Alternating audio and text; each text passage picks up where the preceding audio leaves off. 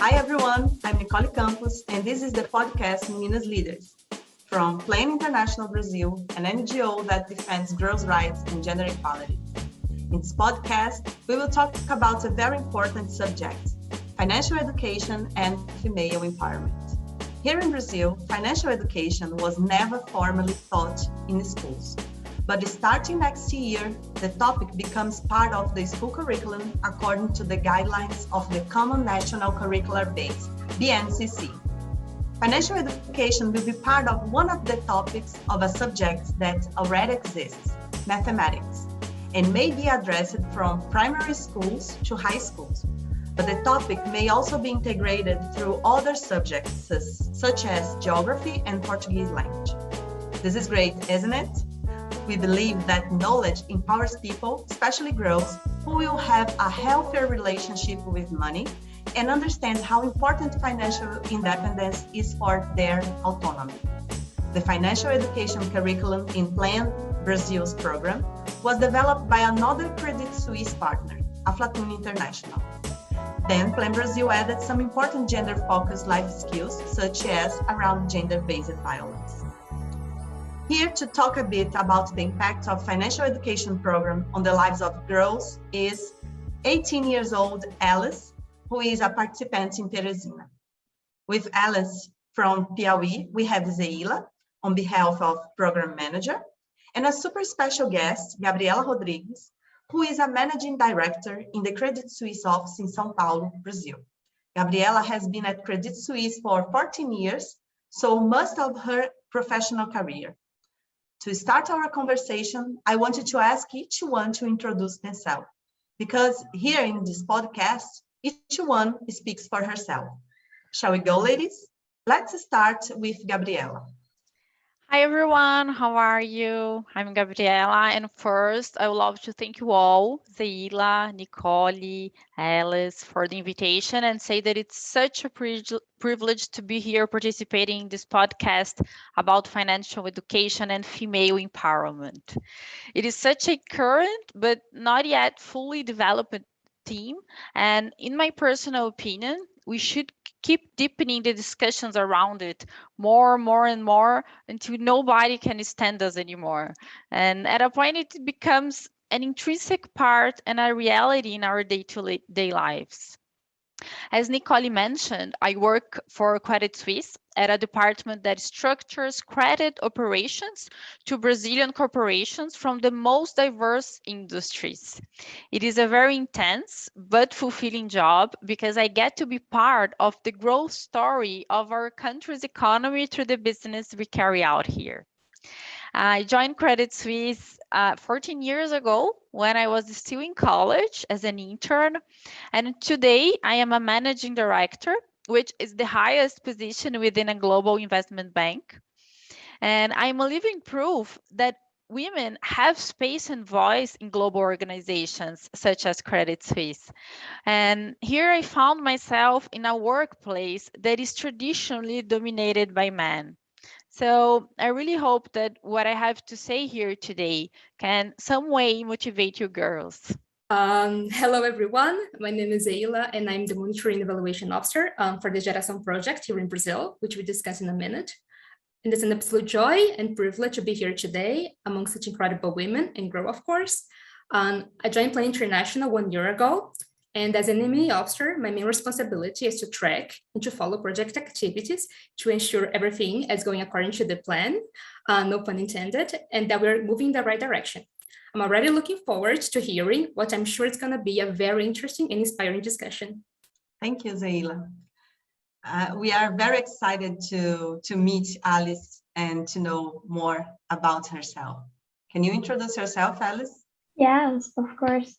I'm Alice. I'm 18 years old. I'm from Piauí, in Brazil. I'm a student. I'm studying for PSAT. I am at Plan International on my first year on high school. I remember that I was talking with my friend saying how much the world is unfair with girls when, as a sign of God, Tainá came to our classroom and started to talk about this project and how this project could incentive girls around the world and follow their dreams with financial education. And I was like, we have to participate of this. We are so in that I convinced my friends to participate with me.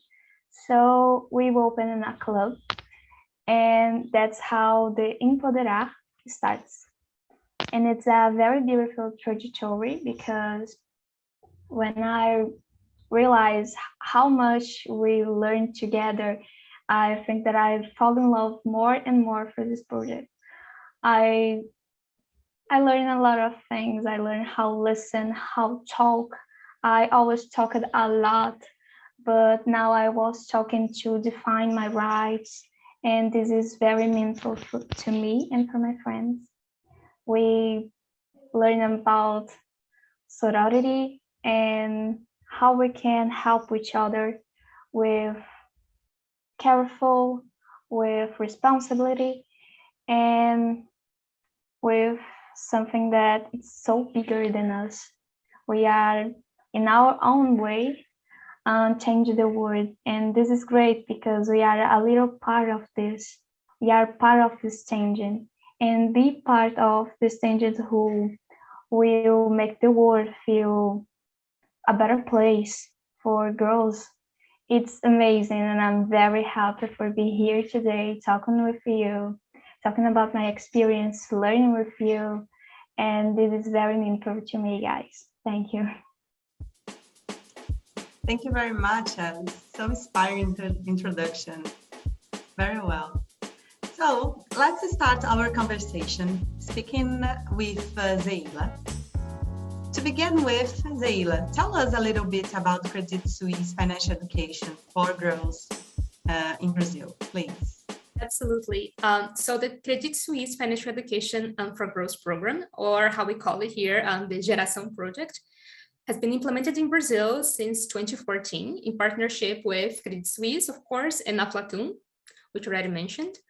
The project follows a methodology, the Aflatun methodology, that focuses on delivering financial education and life skills from a gender perspective, strengthening the skills and abilities that will be essential for girls and boys to develop their life projects. At the beginning of the project, girls and boys, but mostly girls, received financial education and life skill training for almost a year and became what we call here peer educators, which Alice is, of course, one of them. They would go on to deliver this financial education and life skills contents to other girls and boys, sharing their learnings and experiences. The project has been implemented in Brazil, in São Luís, Passo do Lumiar, Codó, and Teresina, these municipalities, which are located in the northeast of Brazil. But due to the pandemic and the subsequent switch to online activities, the peer educators were able to deliver the training to girls and boys from over 50 municipalities in the states of Maranhão and Piauí through online activities. As part of the project, girls and boys have also had the opportunity to create small businesses and to develop their entrepreneur skills through peer exchange sessions, role model talks, mentoring sessions, and many other activities. This year, the project produced also a podcast series called Girls Leaders, in which we discussed topics related to financial education, female entrepreneurship with some experts. The project has reached around 34,000 boys and girls since 2014, mostly through campaigns and learning sessions. And since 2019, 297 girls and boys became peer educators. Out of those, 260 are girls and 37 are boys, aged from 12 to 18 years old. And at this moment, 1,175 girls and boys received TELS contents, financial education, life skills contents, through peer education, out of which 60% are girls. Super cool, Zeila. Congratulations for everything the team is doing. So, Alice, now tell us how the program's contents have impacted your relationship with money, please. What was it like before you learned about financial education, and how is it today? I heard you were already an entrepreneur, right? Yes, it's right. Until a while ago, I never imagined myself as a business girl. The project gave me not only to start my business, but it gave me the confidence to do it. I learned about how to safely use my money, to look for market niche and new ways to invest. After all, after the projects, I started to create new habits of conscious consume and seeing that this has positive effect on my life and on the planet. And this makes me feel very happy. And after a few months in a project, a friend and I were tired of asking for money to buy books or just things that we would like to have. But we were ashamed to always ask our parents for that. And that's how Candy Boss was born. We sold brownies at school, then brownies and chocolate cakes and candies. But we closed it, unfortunately, because of the pandemic. We are just planning to continue this business maybe in college. But I'm going to create a new business. This time I will be a handmade soap, and I'm very anxious about. And I really changed the way how I felt about money, because when people just talked to me about, hey, do you save money? And I just like, oh no, I don't know what it's come tomorrow. I'm not anxious about. I have to live today. It's like a carpe diem. And sometimes this is very dangerous, may I say, because we are not worried about tomorrow and we have to have some security, you know. And I learned that it's important to save money, but only if you have to save, because we know that the world isn't fair, and some people have not even what to eat in the day, you know. So saving money it's not for all, and we know that, but it is because of the consequence of different views, you know, different realities, because some girls just have nothing and some girls have everything, and this is global, we know that. And I want to change this reality, but I recognize that how much is important to learn about financial education, because we have to prepare to our growing up life, you know. I'm an adult now, and people are like, oh, you have to be more responsible, you have to do this and that, and I'm just like, I feel like I'm 17. So nothing is a bigger change in my life, but I know that sometimes I have to respond to my responsibilities and my selves, and I know that it's very hard, but I'm in the process, you know, I'm learning. And I'm very proud of my way, how to lead off these problems and how solving some troubles in adult life. It's like sometimes we are not feel confidence to lead with money. We don't feel confidence to, oh my God, what I have to do about that. And after the program, I felt so more confident. I realized that I have the power inside of me, and I can use it with responsibility. I know the costs. By the way, I know that every right has a obligation too.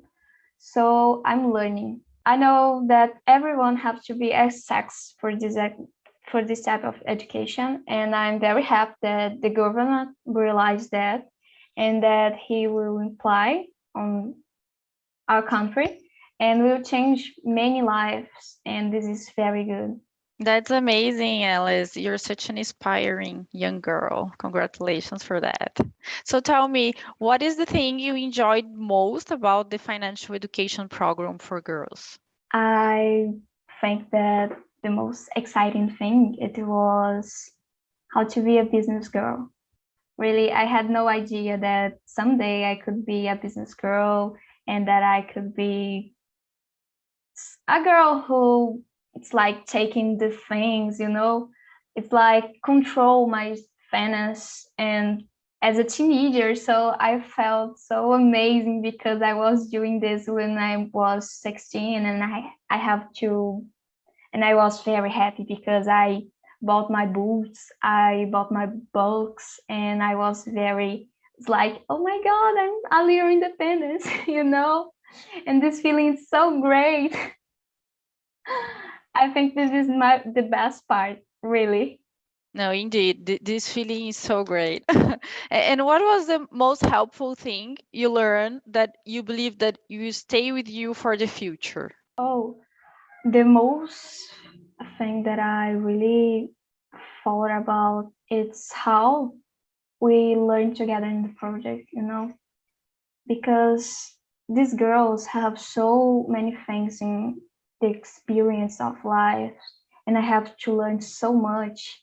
I learned so much because we are from different realities, and see how they lead with some troubles and how I lead, and it's like help each other.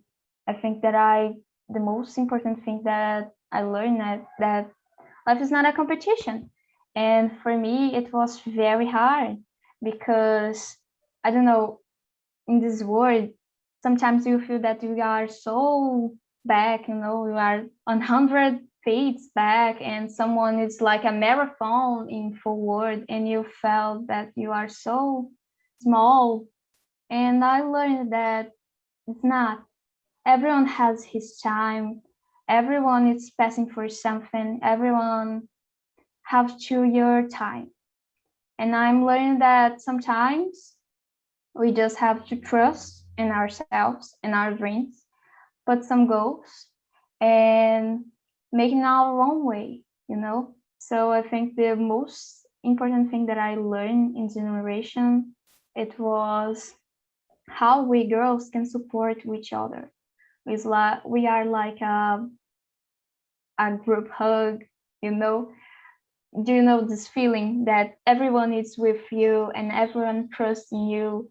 And this is so great because sometimes we feel like nothing, but there are people that believe in you and you believe in that people. So you are just together, and it's so beautiful to see. It's magical. This feeling is amazing. Yeah, thank you, Alice. We at Plan International are also very proud and happy to hear from a girl with such an inspiring and responsible speech. Thank you for sharing all the learning and vision about the subject. I wanted to speak and talk a little bit about a myth. There is a myth that women are not good at maths and therefore don't know how to look after money or run their own business. Between you and me, this is silly, isn't it? According to data from Brazilian Institute of Geography and Statistics, 45% of Brazilian households are supported by women. Thus suggest that this myth about math's ability is not based on reality. Do you agree, Gabriela? I absolutely agree, Nicole. Actually, as we are talking about science and data, a study published in the journal Science of Learning in 2019 examined the brain development of young boys and girls and proved that there are no gender difference in mathematics ability. Me, for example, I always liked mathematics better compared to other curriculum activities. I even remember that when I was a little kid, while all my girlfriends asked for dolls and toys for their birthday, I buzzed my parents' ears so much that I wanted one of those old manual calculator machines with a paper roll on it. Do you remember it? And Yes. yeah, so I ended up getting one for my 6th birthday. Oh God, I spent so much time with this calculating machine, imagining that I was ruling the world with my numbers. And you know what's funny? As a young girl, I never imagined a career working in a bank. Most of my family went into medicine, and back then, As we had little access to online information, I had no clue what a bank did or meant.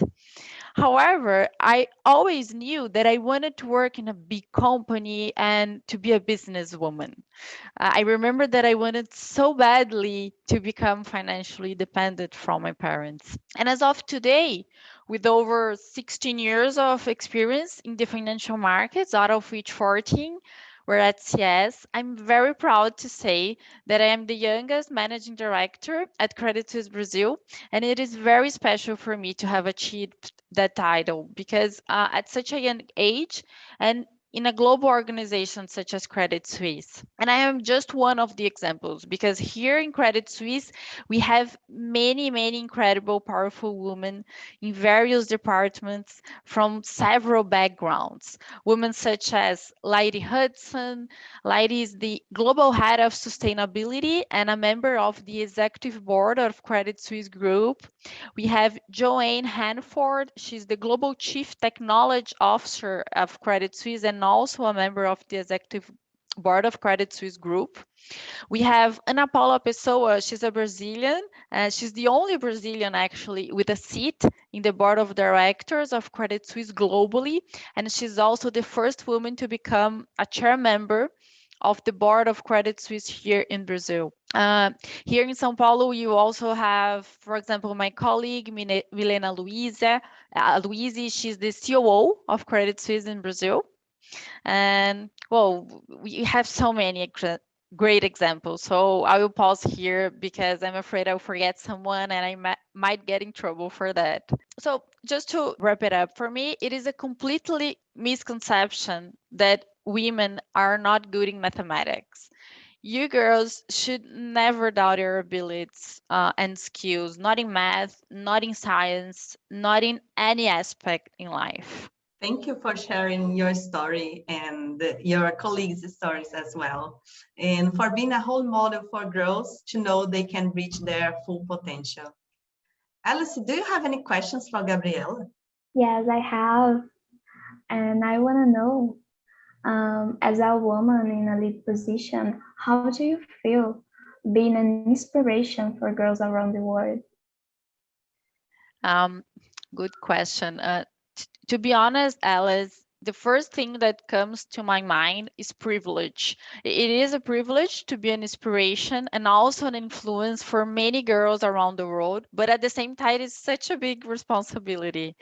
It was just the other day that I was inspired by so many incredible women whose passion, work, and impact in their community encouraged me to follow a career path and also become economically empowered. My mom was one of those women. She has always been my biggest role model. She raised me to be an independent, empowered woman, just like herself. And I remember that she used to work all days and sometimes took night shifts as a brilliant doctor that she still is. And I remember very vividly, she always told me, kid, never depend on any man, not even to buy a toilet paper. So luckily I grew up with the sense that women add to the equation at the same amount as men and that home bills are to be split. And I've been so blessed to grow up with the sense that I could be whatever I wanted to be. Because of that, I was not afraid to be ambitious and to pursue my dreams.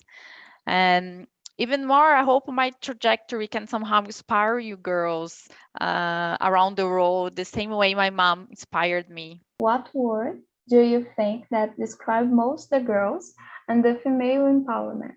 Oh, that's a tough one, Alice. But I would say that self-knowledge is at the top of the list. For me, it is very, very important for you girls to know themselves and use their skills to their advantage. Don't be afraid to self-promote yourself. And more so, don't be afraid to get out of your comfort zone and accept new opportunities. Don't let anything hold you back. Women have so many skills that can be very powerful within the business world. For instance, we are more flexible. Here in Brazil, we have a jogo de cintura, to hand adverse situations. Women tend to be more faithful to the organizations where they work. Men tend to switch among jobs more frequently. We can multitask in a much more efficient way when compared to men. We are more risk averse when compared to men. We are more sensible. And this can be very powerful in managing people, especially. So use this in your favor. I have no doubt that I am who I am and I achieved what I have today because I am a woman. I truly believe that investing in girls' development is the key to female empowerment. Girls who feel empowered and confident in themselves will go on and do great things with the wider society. If you could say something to all girls around the world, what would you say? Oh, for sure, I would say educate yourself. Education is one of the most important means of empowering women with the knowledge, skills, and self-confidence necessary to fully partake in the social and professional development process. Investing in girls' educations can transform communities, countries, and the entire world. Girls' education strengthens the economy and reduces inequality. It contributes to more stable, resilient societies that give all individuals, including boys and men, the opportunity to fulfill their potential.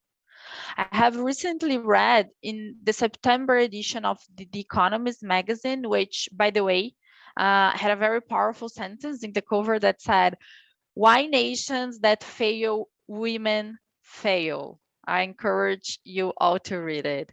So it stated there that according to a study from the IMF, female education has a larger impact on economic growth than men education. It has a particularly striking social benefits, such as higher incomes and lower maternal and infant mortality rates. For instance, they said that after America and its allies toppled the Taliban in 2001, I think, primary school enrollments of Afghan girls rose from 0 to above 80%, and infant mortality fell by half. That's an astronomical game changer. And finally, I would like to share a quote from the Hollywood actress and activist Angelina Jolie. I think you all know her, that I like very much, which says, "There's no greater pillar of stability than a strong, free, and educated woman." So I hope this answers your question. Excellent, Gabriela. Great question and answers, Gabriela and Alice. Here's some more interesting information about financial education. A National Confederation of Goods, Trade, Services and Tourism survey conducted in 2020 showed that 52% of Brazilians are not in the habit of saving. Most claim to have insufficient income and too many bills to pay. The percentage of Brazilians with debts stood at 66.5% in January this year, according to the survey. That's a lot of people in debt. Here in Brazil, many people have the habit of relying on banks' limits when they are paying for basic expenses or overdoing with credit cards, paying for purchases that aren't always necessary. Alice, how do you see this? Can you control your spending and distinguish between what you want and what you need? Yes, it is true. Brazilians normally have problems with money because they don't have financial education in their lives, so they are not worried how their money can be applied. But honestly, Brazilians are not sure about tomorrow. Our country is one of the most unequal, according to Gini's. So many people don't even have the basic stuffs like hygiene products or food. And for that reasons, they spend their money because they are starving and sick, especially in this pandemic. So save money is an utopia for many reasons and for many realities for Brazilians. So no one can blame they for couldn't do. But it's extremely necessary that the governments teach at least the basic of financial education in school. Teach for kids how to separate necessity to desire. And for example, I can control my finance, but only because I have access for this knowledge at generation. And because my mother always said to me that we have to put some stuff as priority. So I learned when I was just a girl, a little girl, and how I have to control my desires. Because, I really want a chocolate, but I really need this chocolate. I will feel better if I just eat, and after all, I just I felt cute because I spent my money in something that it was just a desire. So there are some stuff that we have to put in our lives as priority. But as my mother, she was my first financial educator and she had no idea. This is the fun thing because in Brazil, many women as her control the finance of the house, and they know when the price get higher, what they have to do for the bad situation. Sometimes it's very hard to say this because Brazil has a lot of problems, and we know that, but it's our home, and we have to take care of our home.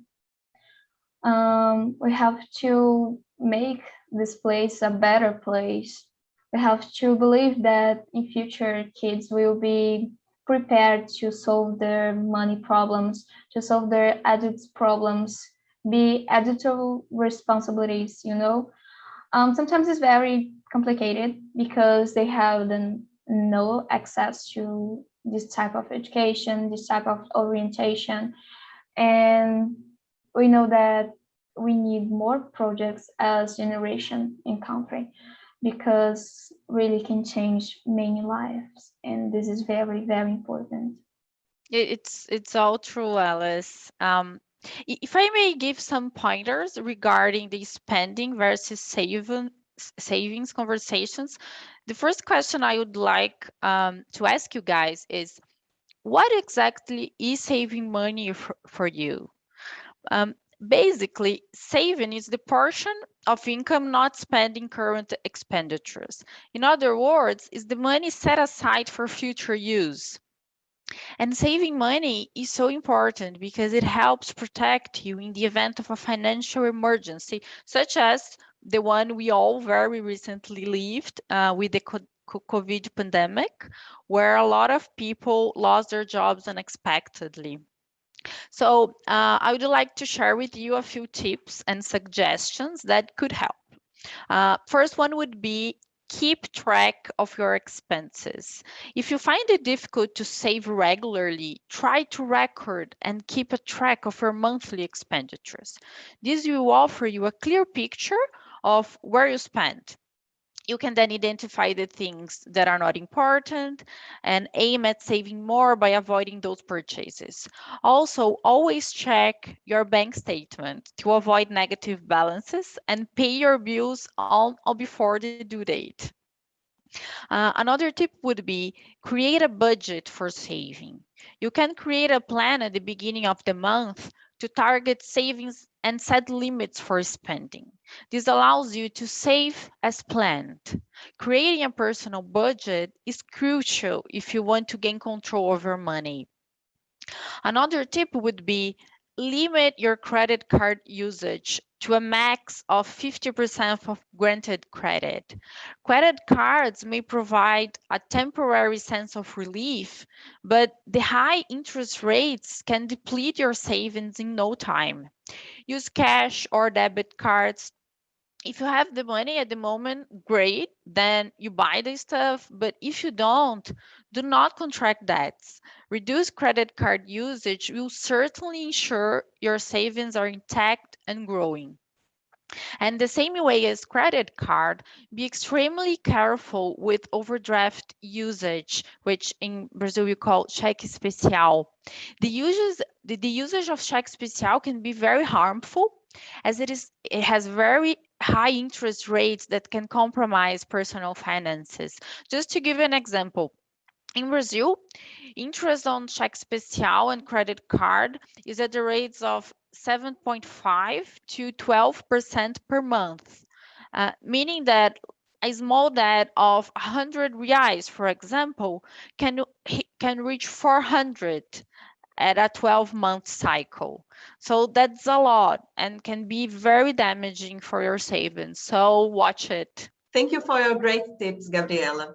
And now for our last question. We know that managing money can be very challenging, especially during the pandemic. In these past months, the price of many essential items has increased in Brazil, and families are struggling to maintain their standard of living. Do you have any tips to manage money in this context? Yeah, I would suggest listing and documenting all your monthly earnings and expenses in advance so you can control your money better by visualizing the amounts. It has a visual impact for you if you list everything down, so you are allowed to revisit and apply adjustments as needed. Also, if possible, set realistic saving goals and short and long-term financial objectives. Me, for example, when I left home to live by myself, I was 17 years old. I used to write down all my earnings and expenses on a spreadsheet every week. This is a habit indeed that I still do today at my house, not every week, but at least once a month I do it. And my dad used to say to me, there's nothing better than sleeping at night without any debt. And while from my mom, I got the inspiration to be independent. From my father, I learned how to manage my money and to always have good financial habits and organization skills. And I believe being organized in regard to your finances is key to pursue financial independence. So open a spreadsheet and start listing your bills today. Excellent. You nailed it, Alice, Zeila, and Gabriela. Thank you very much for participating in this very special chat. I invite you to check out the other episodes of the series of Plan International Brazil's Spotify, although they are in Portuguese. And if you are interested in learning more about the Financial Education for Girls program and other actions of Plan International Brazil, visit the website and follow us on social network. Take care and see you next time.